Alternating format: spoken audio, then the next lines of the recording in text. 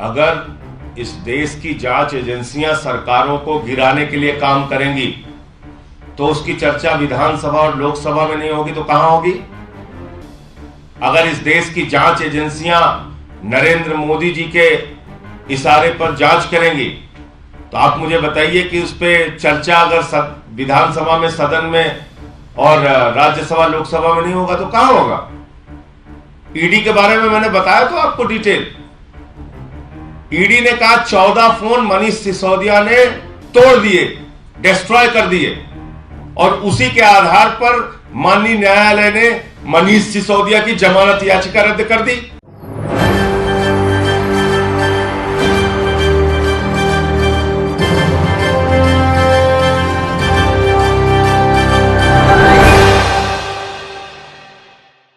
ED और CBI का जो खेल चल रहा है, ये खेल अब विपक्ष के समझ में आ गया, क्योंकि ईडी और सीबीआई जो है वो केवल जो पता जानती है ना, वो केवल विपक्षी नेताओं का पता जानती है।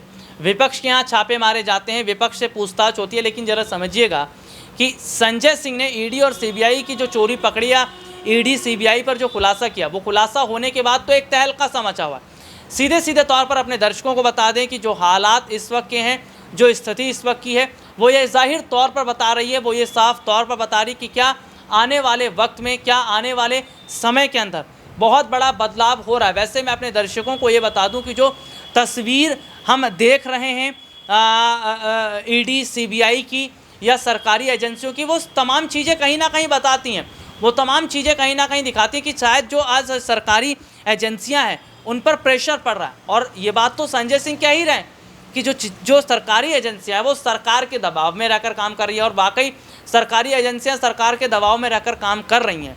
तो क्या वाकई विपक्षी पार्टियों की मुश्किलें बढ़नी तय? संजय सिंह क्या कुछ कह रहे हैं, देखिए रिपोर्ट। अगर इस देश की जांच एजेंसियां सरकारों को गिराने के लिए काम करेंगी तो उसकी चर्चा विधानसभा और लोकसभा में नहीं होगी तो कहां होगी? अगर इस देश की जांच एजेंसियां नरेंद्र मोदी जी के इशारे पर जांच करेंगी तो आप मुझे बताइए कि उस पर चर्चा अगर विधानसभा में, सदन में और राज्यसभा लोकसभा में नहीं होगा तो कहां होगा? ईडी के बारे में मैंने बताया तो आपको डिटेल। ईडी ने कहा 14 फोन मनीष सिसोदिया ने तोड़ दिए, डिस्ट्रॉय कर दिए, और उसी के आधार पर माननीय न्यायालय ने मनीष सिसोदिया की जमानत याचिका रद्द कर दी। इतना बड़ा झूठ ईडी बोल रही है, इतना बड़ा झूठ। आप बताइए इसकी चर्चा होनी चाहिए, नहीं होनी चाहिए? एक राज्य के शिक्षा मंत्री को, एक उप मुख्यमंत्री को उठा के आपने जेल में डाल दिया झूठे बयान के आधार पर। 6 लोग अब तक लिखकर दे चुके हैं न्यायालय में, उसका भी सच मैंने उजागर किया था कि भाई हमसे दबाव बनाकर जबरन बयान लिया गया। इसकी चर्चा विधानसभा में, लोकसभा में, राज्यसभा में नहीं होगी तो कहां होगी? मैंने तो खुद ईडी के मिसयूज का मामला देश के संसद में उठाया, राज्यसभा में उठाया तो बंद कर दो राज्यसभा। एलजी साहब को बोलो जाके राज्यसभा भी बंद कर दे। मैंने उठाया था ईडी के मिसयूज का मामला, उनके 3000 छापेमारी में 0.5% कन्विक्शन रेट का। जो देश की सबसे ताकतवर जांच एजेंसी के रूप में आप सबके सामने प्रस्तुत की जाती है, वो किस तरह से जांच करती है, किस तरह से लोगों को प्रताड़ित करती है, किस तरह से उनके परिवारों को प्रताड़ित करती है, और तो और जिसके कारण आज मैं ये पीसी कर रहा हूं। एक व्यक्ति को कहा गया तेरी बेटी कॉलेज कैसे जाएगी हम देखेंगे। बेटी को धमकी, पत्नी को धमकी, बूढ़े मां बाप को धमकी, मारना, पीटना, प्रताड़ित करना, और उसके बाद जबरन बयान लेना। ये मैं नहीं कह रहा हूं, ये न्यायालय के सामने उन लोगों के बयान हैं जिनसे जबरन मारपीट करके, उनके परिवारों को धमकी देकर उनसे बयान लिया गया। और मैं एक एक करके नाम पढ़ रहा हूं। यह पहला नाम है चंदन रेड्डी का। यह चंदन रेड्डी हाई कोर्ट में पिटीशन करते हैं, माननीय उच्च न्यायालय में याचिका दाखिल करके ये बताते हैं कि ईडी ने इनको मारा, इनको पीटा, इनके परिवार को धमकी दी और कहा जैसा हम कहते हैं वैसा लिख, वरना तेरे परिवार का वो अंजाम करेंगे तो कहीं मुंह दिखाने लायक नहीं रहेगा। ये सारी बातें इसने लिखी। और इतना ही नहीं, इस चंदन रेड्डी को इतना पीटा गया, इतना मारा गया, इतना मारा गया कि इसके दोनों कान के पर्दे फट गए। दोनों कान के पर्दे फट गए। मार मार के, प्रताड़ित करके ईडी का जो हिटलर शाही का गैस चैंबर है, मैं कहूंगा, वहां पर 3rd डिग्री टॉर्चर इस व्यक्ति को देकर जबरन इससे साइन कराया गया। और उसके बाद जब यह व्यक्ति कोर्ट में जाता है तो अपने सारे दुखड़े माननीय न्यायालय के सामने इसने बयान किए। कैसे इसका बयान लिया गया ईडी में, कैसे इसका बयान लिया गया ईडी के अंदर। और ये इस व्यक्ति की डॉक्टरी जांच है, जो डॉक्टरी जांच की कॉपी मैं अभी आपको दूंगा। ये दोनों डॉक्टरी जांच ये कहती है कि चंदन रेड्डी को मार मार के उसके कान के पर्दे फाड़ दिए गए, उसको सुनाई नहीं दे रहा है। ये डॉक्टरी की जांच आपको देता हूं। ऐसे कर रही ईडी इन्वेस्टिगेशन। पहला आदमी चंदन रेड्डी, दूसरा अरुण पिल्लई। अरुण पिल्लई वो शख्स है जिसकी पत्नी को, बेटी को, परिवार को धमकाया गया, डराया गया। ईडी ने बयान लिया और बयान लेने के बाद यह शख्स कहता है, न्यायालय में लिखकर देता है, माननीय न्यायालय के सामने कहता है, मुझसे जबरन झूठा बयान ईडी ने लिया, मुझसे जबरन झूठा बयान ईडी ने लिया। अरुण पिल्लई। तीसरा व्यक्ति समीर महेंद्रू। समीर महेंद्रू, इसकी पत्नी को बुलाकर गिरफ्तार करके रखा गया, धमकाया गया, डराया गया, परिवार को प्रताड़ित किया गया। झूठा और जबरन बयान ईडी के द्वारा लिया गया। ईडी ने झूठा और जबरन बयान समीर महेंद्रू से लिया और इसने किसी और के सामने नहीं, माननीय न्यायालय के सामने, माननीय न्यायालय के सामने समीर महेंद्रू ने लिख कर दिया कि जज साहब, हमसे तो जबरन झूठा बयान लिया गया। समीर महेंद्रू।